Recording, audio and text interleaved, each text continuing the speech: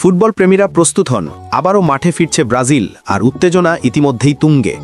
সেপ্টেম্বরের বিশ্বকাপ বাছাই পর্ব দুর্দান্তভাবে শেষ করার পর এবার সেলেসাও নামছে এশিয়ার দুই ফুটবল দৈত্য দক্ষিণ কোরিয়া ও জাপানের বিপক্ষে প্রীতি ম্যাচ খেলতে। ক্যালেন্ডারে দাগিয়ে রাখুন, 10ই অক্টোবর সিউলে দক্ষিণ কোরিয়ার মুখোমুখি হবে ব্রাজিল, আর 14 অক্টোবর টোকিওতে খেলবে জাপানের বিপক্ষে। কিন্তু মনে রাখবেন, এগুলো শুধুই প্রীতি ম্যাচ নয়, এগুলো 2026 বিশ্বকাপের প্রস্তুতির গুরুত্বপূর্ণ অংশ, যেখানে কোচ কার্লো আনচেলোত্তি পরীক্ষা করবেন তার কৌশল ও খেলোয়াড়দের পারফরম্যান্স। সেপ্টেম্বরে নেইমার, ভিনিসিয়াস জুনিয়র ও রদ্রিগোকে ছাড়াই শক্তিশালী স্কোয়াড ঘোষণা করেছিলেন আনচেলোত্তি, কিন্তু এবার সবার চোখ নেইমারের দিকে। গুঞ্জন রয়েছে তিনি ফিরতে পারেন এই দলে। ব্রাজিল সাধারণত ম্যাচের 2 সপ্তাহ আগে স্কোয়াড ঘোষণা করে, আর এবছর সেটি হতে পারে 26 থেকে 28 সেপ্টেম্বরের মধ্যে।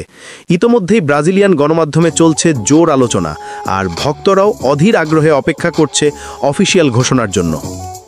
ফিটনেস আর ফর্মই হবে নির্বাচনের মূল শর্ত। নেইমার কিংবা রাফিনিয়া ফিরলেও তাদের থাকতে হবে পুরোপুরি ম্যাচ ফিট। মাঝমাঠে ভরসা থাকছে কাসেমিরো আর ব্রুনো গিমারাইসের উপর। ডিফেন্সে নিশ্চিতভাবেই থাকবেন মার্কুইনিউস ও মিলিতাও। গোলরক্ষকের লড়াইয়ে আলিসন আর এডারসন কে হবেন প্রথম পছন্দ, সেটিও বড় আকর্ষণ। আর আক্রমণে ভিনিসিয়াস, রদ্রিগো আর এনরিককে নিয়ে তৈরি হবে এক মারাত্মক কম্বিনেশন।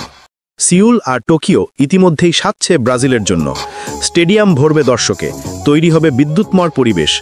আনচেলোত্তির জন্য এশিয়ান ট্যুর কেবল জেতার নয়, বরং নতুন প্রতিভা যাচাই, সঠিক সমন্বয় খুঁজে বের করা এবং বিশ্বকাপের জন্য দলকে আরও শক্তিশালী করে তোলার সেরা সুযোগ। শেষ মুহূর্তের চমক, নতুন মুখ কিংবা নেইমারের প্রত্যাবর্তন সব মিলিয়ে সেপ্টেম্বরের শেষ সপ্তাহে ব্রাজিলিয়ান ফুটবল কনফেডারেশনের ঘোষণাই হবে বড় ঘটনা। তারপর শুরু হবে ট্রেনিং ক্যাম্প, যেখানে প্রতিটি সেশন ও প্রতিটি অনুশীলন হবে বিশ্বকাপের পথচলার অংশ।